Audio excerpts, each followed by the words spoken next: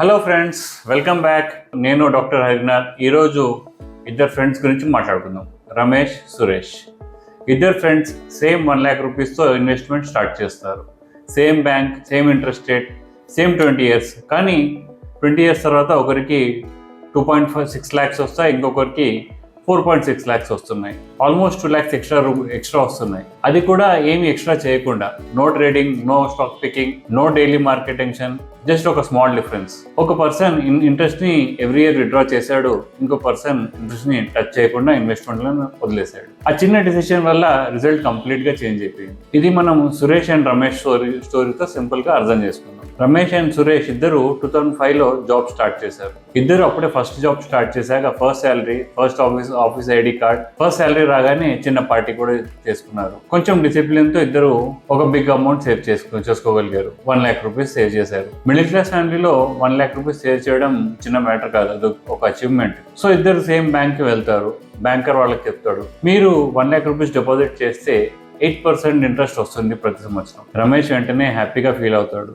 Super, అంటే every year 8,000 rupees interest వస్తుంది కదా అని. బ్యాంకర్, అవును అలాగే.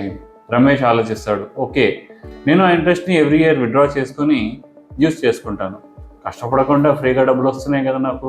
సో రమేష్ ఇంట్రెస్ట్ని ఎవ్రీ ఇయర్ విత్డ్రా చేస్తాడు. కానీ సురేష్ ఒక ఎక్స్ట్రా క్వశ్చన్ అడుగుతాడు, సార్ నేను ఇంట్రెస్ట్ని విత్డ్రా చేయకుండా ఫిక్స్డ్ డిపాజిట్లోనే వదిలేసి ఏమవుతుంది? అప్పుడు బ్యాంకర్ అంటాడు, అప్పుడు మీ ఇంట్రెస్ట్ పైన కూడా మళ్ళీ ఎక్స్ట్రా ఇంట్రెస్ట్ వస్తుంది, దానిని కాంపౌండ్ ఇంట్రెస్ట్ అంటారు. సురేష్ అంటాడు, ఓకే, నేను ఇంట్రెస్ట్ని టచ్ చేయడం, అలాగే ఉండనివ్వండి. ఆ టైంలో డిఫరెన్స్ చాలా చిన్నగా అనిపించింది, కానీ 20 years తర్వాత ఆ చిన్న డెసిషన్ పెద్ద డిఫరెన్స్ అయ్యింది. మనం రమేష్ గురించి చూద్దాం.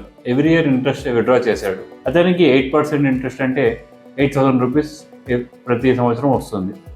సో ఎవ్రీ ఇయర్ 8,000 యాడ్ చేసుకుంటూ వెళ్తే 8,000 ఇంటూ సేమ్ అమౌంట్ కాబట్టి 8,000 ఇంటూ 20, సో ఆల్మోస్ట్ 1,60,000.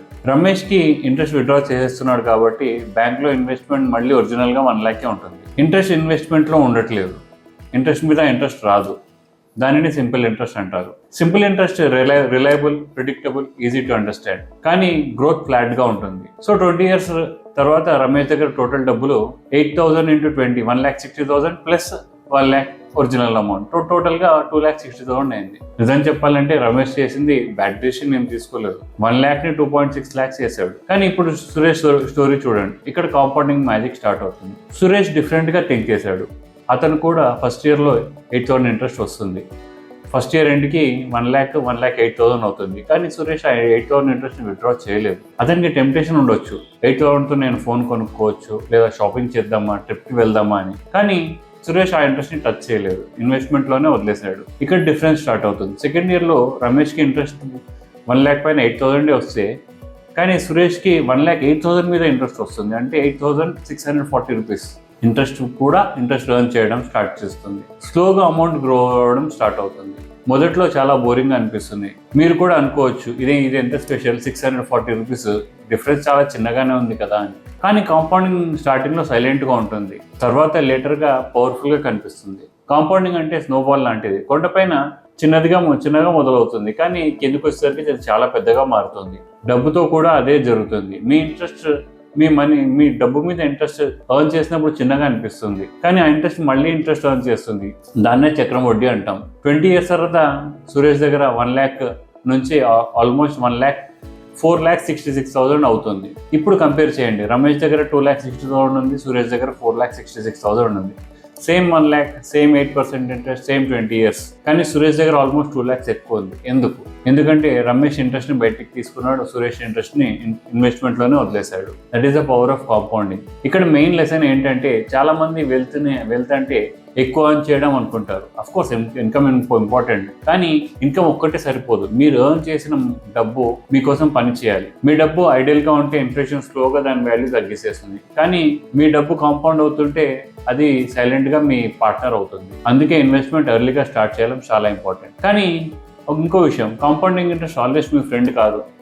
మీరు ఏ సైడ్లో ఉన్నారు అనేది దాని మీద డిపెండ్ అవుతుంది. మీరు ఇన్వెస్ట్మెంట్ చేస్తే కాంపౌండింగ్ మీ ఫ్రెండ్, మీకోసం పనిచేస్తుంది. కానీ అప్పు తీసుకుంటే కాంపౌండింగ్ మీకు యాంటీగా పనిచేస్తుంది. Specially credit card debts. మన దేశంలో క్రెడిట్ కార్డ్ పైన చాలా ఇంట్రెస్ట్ రేట్ చాలా ఎక్కువ ఉంటుంది. మీరు credit card balance role over చేస్తూ ఓన్లీ మినిమం అమౌంట్ పే చేస్తూ ఉన్నారనుకోండి, ఇంట్రెస్ట్ మళ్ళీ యాడ్ అవుతుంది. అప్పుడు మీరు ఓన్లీ ఇంట్రెస్ట్ పే చేయడం కాకుండా ఇంట్రెస్ట్ మీద కూడా మళ్ళీ ఇంట్రెస్ట్ పే చేస్తారు.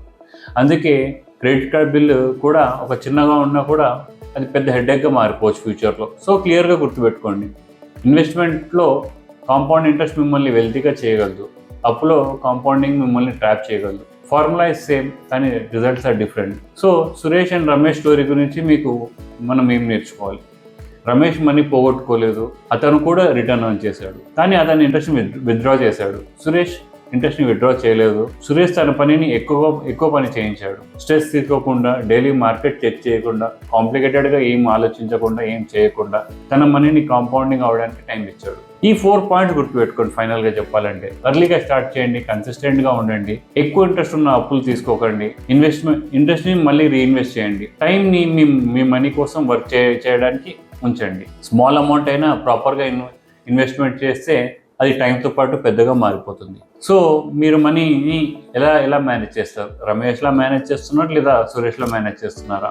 కామెంట్లో చెప్పండి. వెల్తీగా గ్రో అవ్వాలి అంటే ఎక్కువ ఎర్న్ చేయడం వల్ల కాదు, మనం ఎర్న్ చేసిన డబ్బుని మన కోసం పని చేయడం కోసం వాడాలి. So see you in the next video.